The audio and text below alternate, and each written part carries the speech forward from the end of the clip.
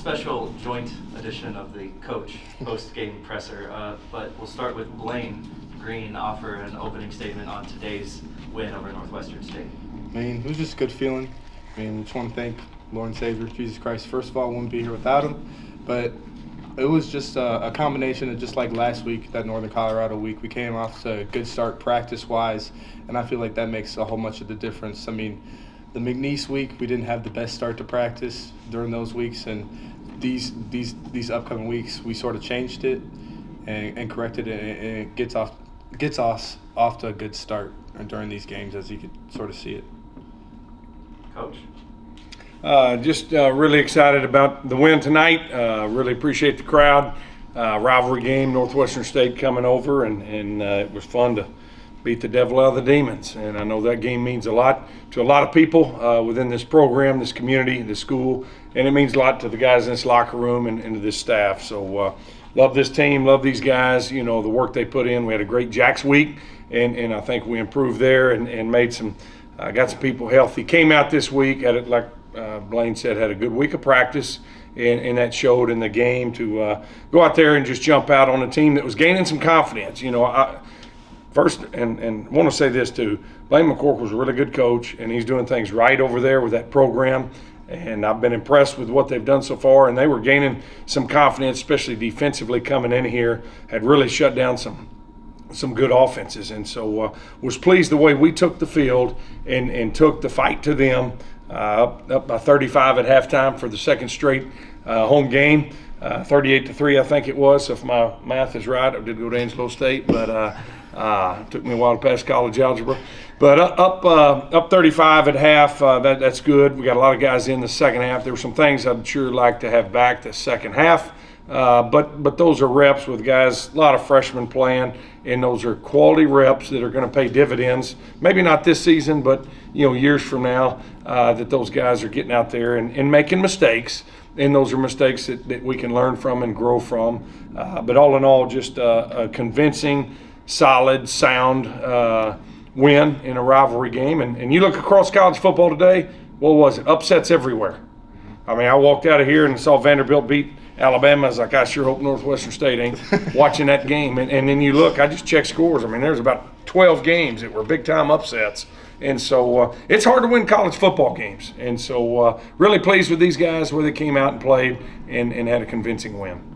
Blaine, we'll get your take on the offensive side of the ball, but we'll go over your stat line first. 4 targets, 100 yards, and a touchdown with a 44-yard long reception.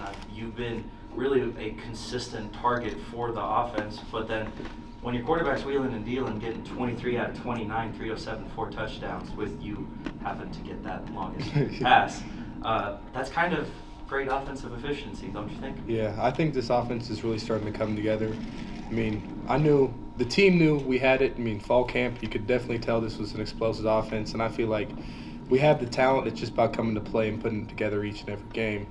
And we're just starting to click and find our rhythm throughout this year, and I feel like it's only going to go up from here. I think I'll turn it over to the media now. Coach, yeah, first of all, you kind of touched on it a little bit, but how important was it just to come out, set the tone early, and keep that foot on the gas? Well, it is, and we talk about it, you're going to face adversity, you can go through some tough times. I like it when we face adversity with a bunch of freshmen on the field in the second half. I like these guys coming out and playing the way they should and are capable of 2 weeks in a row starting fast. So it helps squash the hope and feeling of maybe we can upset them, maybe we, in terms of the underdog and on that other side of the locker room or the field. And when you're up 38-3 at halftime, it's deflating. And fortunately, we've not been on too many of those, but it just helps finish an opponent, and now you can get some of those reps down the line and feel good about what your starters went out there and were able to do.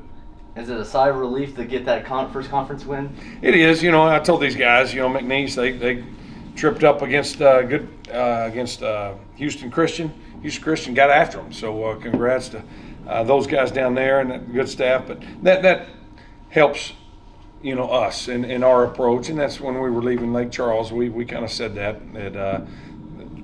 it's hard to go unscathed in the Southland Conference, and so now that kind of puts, destiny back in our control, and but that's looking way down the line. We've got to get better from now to next week because we're fixing to play a Lamar team that is very potent and playing very well and very well coached, and so it's fixing to get really tough here in about 7 days down there in Beaumont. Chose Jermaine Brown to wear 16. What was it about him that made you want him to wear that number? Jermaine Brown, he's a kid that walked on here from Manville High School, earned a scholarship, has been a 4-year starter for us, been an all-conference player. He got his degree last December. He achieves at a high level in everything he does. He had many opportunities to go make a bunch of money at other schools, and he chose to stay here and finish his career where he started. He's a true lumberjack through and through. He's a great teammate.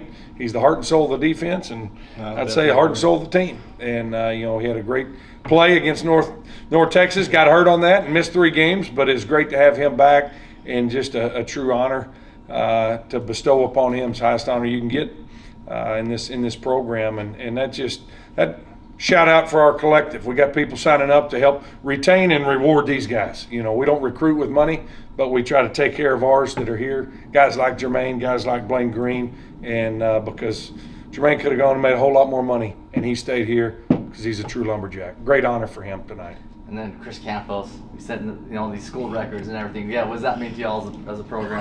Campos. Ganadores.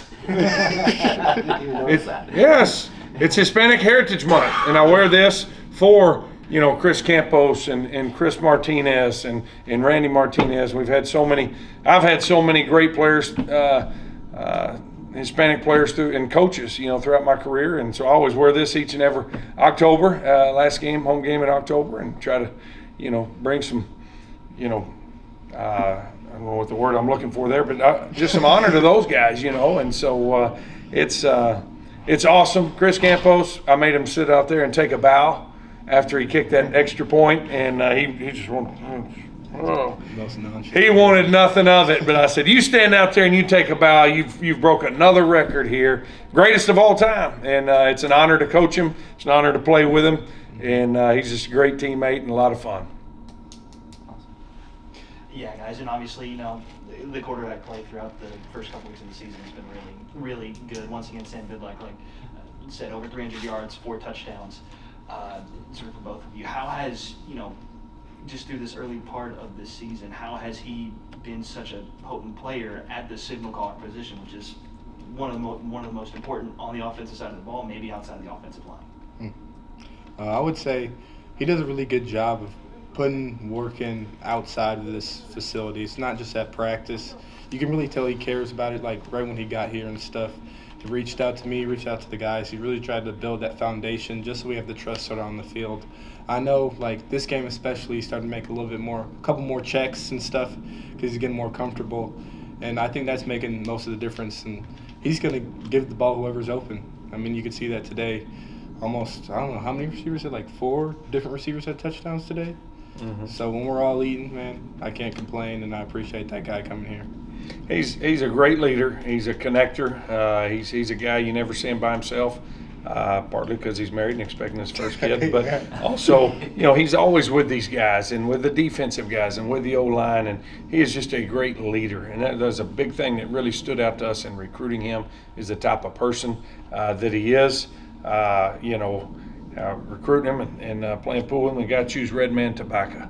I mean, that's my kind of guy right there. My granddad chewed Red Man. When I saw that, I was like, that's our quarterback right there. I'm not trying to promote tobacco. I know it's against NCAA rules, but Sam's just a winner, and really pleased. He's getting better each and every week. Our offense is getting better. We have one senior, that's playing on offense. That's Q, Quaylen Jones. And so these guys and this team is going to continue to get better week in, week out. And really, really pleased with Sam and his development so far. And Coach, or for both of you guys, obviously, big rivalry game tonight, and Chief Cato being retired last year, and then bringing in the new trophy. Can you kind of go through some of the emotions going out onto the field and grabbing the trophy and taking pictures with it, and just all of that?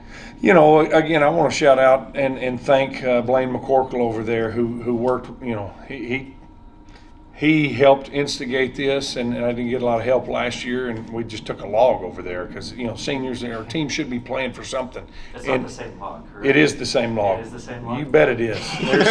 There's some tradition there. And, you know, we got together this summer and had some ideas, and we're chicken scratch drawing. I mean, football coaches designing a trophy. I mean, that's what you come up with. But we took the old log down there to Della Meredith. She did a great job with it. I think there's a lot of, you know, tip of the hat to the past with that thing, and you know, some tributes to the towns and the communities and the schools and the programs. And so it's a good one. It's going to stand upright with the axe on top, Nacogdoches on top, for at least another year. And so it was fun for those guys to go get that, and it's named the Chief, so we can still have Battle for the Chief each and every year. That's what Coach McCorkle and I both said. You know, we said we're going to name this log the Chief. Not offensive to anybody, and we're just going to have still the largest traveling trophy in all of college sports, and it's going to reside right here in Nacogdoches for another at least 364 days. Yes, sir. I would say definitely just an honor to be in this game. I know I'm new here and stuff, but it was an emphasis the whole entire week. As soon as we met Monday, like, it's rivalry week, long-standing rivalry, as y'all know. But I think we came out there, and it was a fight at first, but came out there and dominated. And I think we're glad to get a win, rivalry or not. But I think it definitely was a cool experience to be a part of my first rivalry game as a SFA Lumberjack this year. Non-game related question for you, Blaine. I know football runs deep in your family. Your brother, one of your older brothers, plays in the XFL. Other brother playing at Wisconsin. Just talk about the meaning of the family aspect and the support that's been given to you from the entire Green clan ever since you transferred to SFA. Yeah, I mean, It's a great family. They're all ballers. he was trying to recruit all of them. They were here. I wasn't trying to recruit your brother. No, at he Wisconsin. wasn't. That would be against the rules. Another one. But my older brother, he I was was trying to recruit him back out of the XFL. That's what I was trying to do. He's trying to recruit my big brother out of find any loopholes or anything. But I would say it definitely started with my dad. I mean, he's from Birmingham, Alabama, so he grew up around football. Then went to the University of Minnesota, where my big brother also played.